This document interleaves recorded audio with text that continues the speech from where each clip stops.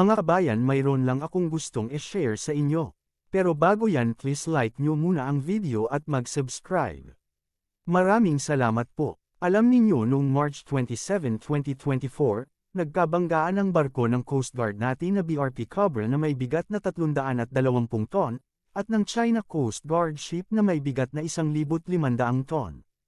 Ang resulta, nagkaroon ng butas ang barko ng China, at sa barko natin wala.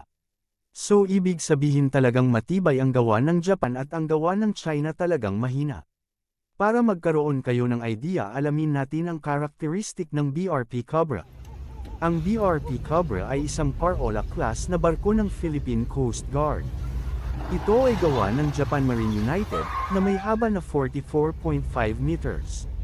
May beam na 7.5 meters, draft na 4 meters at may bigat na 320 ton. Ang kanyang bilis ay 25 knots maximum or 46 kilometers per hour. Mayroong 5 officer at 20 enlisted personnel. Ang sa barko naman ng Coast Guard ng China, na may number na 4,100 at 3 ay 170 meter long at may bigat na 1,500 ton.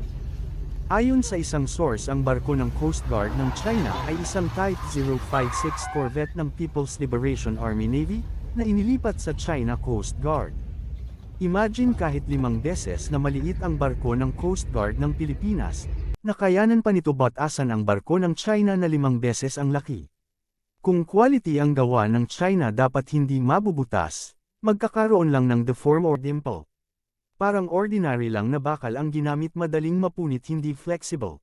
Pinapakita lang na matibay talaga ang gawa ng Japan, ang bakal na ginamit talagang matibay. Tapos ang sa China, dating barko pa ng China Navy na butasan pa. Kahit maliit lang na missile, kaya nito wasakin ang barko ng China. Mahina talaga quality ng gawa ng China, manipis at malambot na bakal ang ginagamit. Dapat mga asero, sabi ng mga matatanda, para matibay.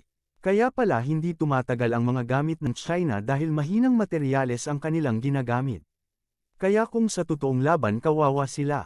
Yun lang mga kabayan, maraming salamat sa time ninyo.